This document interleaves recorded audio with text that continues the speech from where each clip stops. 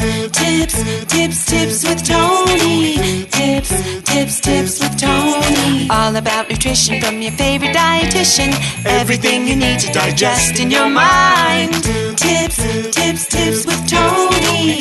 Tips with Tony. Making you healthier one bite at a time. With Tony. Woo. Hello and welcome to the Tips with Tony podcast. I'm Tony Marinucci, your registered dietitian, helping you get healthy one bite at a time. Today we are talking all about gut health. Actually, this Thursday, an episode drops with Dr. Heather Finley. She is very well known on Instagram. She has her Gut Together program. She has her own podcast. I will put her link in the show notes, and you will hear more from her extensively on Thursday. All about gut health and like really a deep dive of getting into the root cause and what you need to know, some myth busting, all of that stuff. But before we get to that episode, I figured why not kind of just give a general overview of some things that you can actually start to implement on a regular basis to help with any sort of gut issues or symptom relief, or in general, if you just want to take a proactive approach in supporting your gut health and keeping your metabolism working and keeping that good bacteria in your gut working for you, being able to digest your nutrients. Like there's a lot of benefits to gut health. And the reason why I'm deciding to actually have 2 episodes back to back about it, and then also I think I just rather recently had someone talk about gut health as well, and I'll probably have more people kind of come on the podcast, is because right now it's very trendy. And this is a good thing because gut health truly is so important. More than 70% of your immune system is actually in your gut. So it affects so many different disease states and so many different neural pathways and physical pathways and messengers in the body. It's really, really, they say like follow your gut, like your gut's like your second brain. It's like tells you your intuition, like you're probably right. Like there's a lot of things related to, these sayings with your gut that explains a lot about kind of how your gut health really impacts your overall general health. So obviously the experts are going to elaborate on that a little bit more in greater detail. At the same time, as a registered dietitian, I have an extensive education in learning about different disease states in regards to someone who has issues with their gastrointestinal tract. And I want to make that noted that registered dietitians are the nutrition professionals, and we really do know a lot about gut health. Obviously, an expert, they're just going deeper into the science. Dr. Heather Finley has her doctorate, and so she's clearly definitely going to be the person you want to listen to when the episode comes out on Thursday. Also, shouting out my friend Jamie from Legal Living on Instagram as well. I'll put her notes in the show notes too. She's also someone who specializes more in gut health and like that functional nutrition. But at the base, all registered dietitians have the credentials to teach you about how to improve your gut. Whether you have a disease, whether you're diagnosed with a disease state that affects your gut, or whether you just want to take a proactive kind of step in keeping your gut / overall health healthy.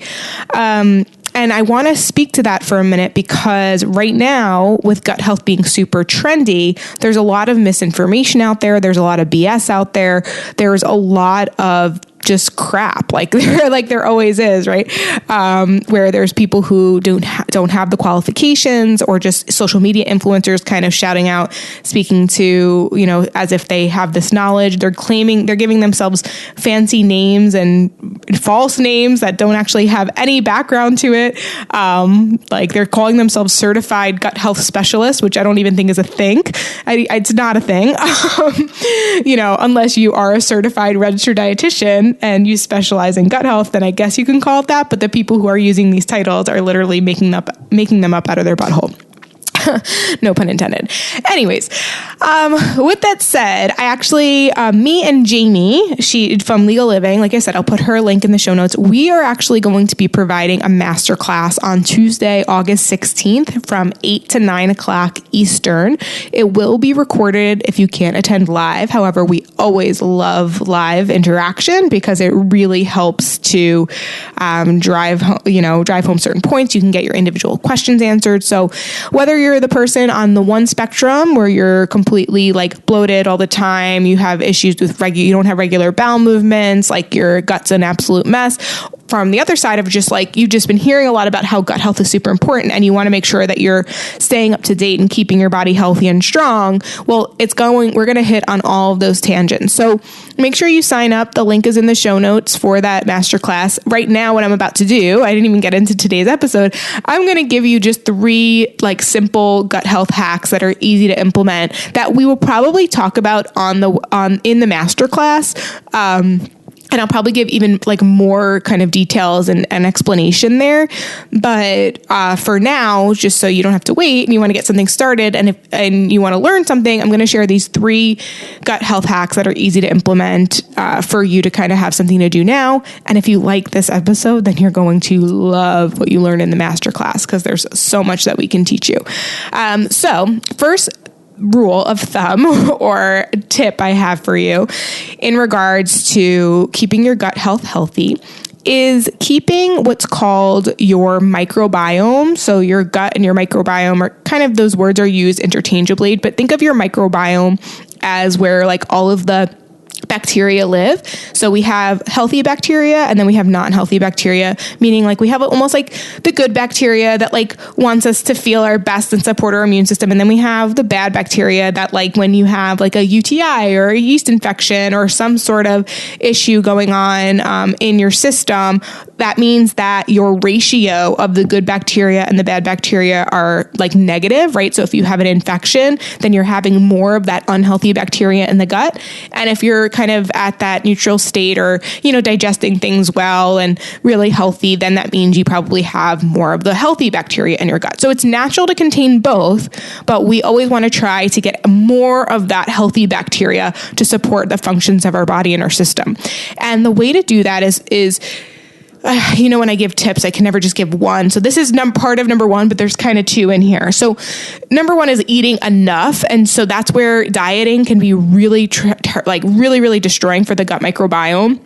And when you eat like too rigid, too restrictive, like very low calorie, or you cut out carbohydrates altogether, like you're disrupting your gut microbiome because you're not providing enough diversity. And because there's so many different strands of bacteria, these different strands of bacteria need kind of different fuel sources. And so some of them like this and some of them like that. And it's important that you're getting a variety of different nutrients in your day. And when you have a very low calorie or rigid or restrictive eating plan without that variety, well, then your body obviously isn't going to get that. And so over time, the diversity in your gut becomes not so diverse. And therefore, it's hard to digest certain foods and to really thrive. So with that said, so part of it is eating enough. So I'm a big believer. Maybe you're not. If you're new to the podcast, welcome. We encourage people to eat at least like three times a day, 3 balanced meals, something that consists of a complex carbohydrate, a healthy fat, a lean protein, and a fruit or vegetable. Like if you can do that 3 times a day, you probably are eating close to enough. I mean, obviously everybody's activity level is different, but that's a good general start. And then if you need to fill in based on hunger for snacks and whatnot, definitely do that. But definitely at least those 3 balanced meals a day. That probably means you're eating enough. And then it also creates this opportunity for you to try different fruits, different vegetables, different nuts or seeds or legumes. And because the second part to this answer is not only eating enough, but trying to get 30 different plants in your diet per week. Now, plants doesn't necessarily mean fruits or vegetables. It could also mean like the nuts and the seeds and beans. It also means whole grains. Basically, anything that came from the earth is considered a plant, right? If it walked on land or swam in the ocean, that's more of an animal, right? So plants are, they grow and they are things that you usually pick and they are obviously edible. Not that animals aren't, but point being is they're going to contain a lot of these different nutrients that really help with the digestive process. And so when you consume 30 different plants throughout the week, you're providing your microbiome with that diversity. And so what that might look like, it's kind of hard. And this is where I think attending the masterclass will be really helpful, because by then I'm going to try to have different examples of what that could look like in a day. But it's basically what I like to teach is eating the rainbow, right? So when you go to the grocery store, when you order in, think about when you're ordering your vegetables, try to hit all different colors. When you're ordering your fruit, try to hit all different colors. Try to do buy 2 different types of beans, do two different types of whole grains, do 2 different types of seeds, right? And so that way, every time you're eating, you can still kind of stick to that basic, right? The carb, protein, fat, color, fruit or veggie. But each meal, think about it, if you have 3 meals a day and say and you hopefully are eating 7 days out of the week, and you're eating 21 different times, that's a bazillion different variations of ways that you can get to those 30 plants, right? So it is possible. You have to just be a little bit intentional. So make sure you're eating enough and then incorporate those 30 plants. So that's tip number 1. Tip number 2 is within those things that you're eating, also incorporate prebiotic and probiotic rich food. So probiotics, I think people know about at this point. Probiotics are the healthy bacteria, and they are usually in things like yogurt, kefir, kimchi, sauerkraut, kombucha. These are anything that's been fermented over time. Usually that's going to contain that probiotic, those good bacteria. Now, where people miss is that if you're not eating foods that are rich in the prebiotics, which basically act as food for the bacteria, well, then those probiotics aren't going to thrive. So in addition to eating those foods rich in probiotics that I just mentioned, make sure you're also incorporating foods that are rich in prebiotics. So those are things like bananas, artichoke, asparagus, onion. These have those prebiotic fibers that act as a food source. Now, if any of those foods that I mentioned, you're not able to incorporate on a regular basis, or you just don't like the taste or flavor, then you might be a candidate for a supplement. So I'm a big believer in the Gut Personal brand. My good friend, Bridget Carroll, as you notice, these are all registered dietitians that I'm naming, by the way, all very well credentialed, and they all have these specialty in gut health. And so Bridget created her own gut supplement line, and you actually go there and you take a quiz, and based on your signs or symptoms, you're going to be recommended a different strand of probiotic.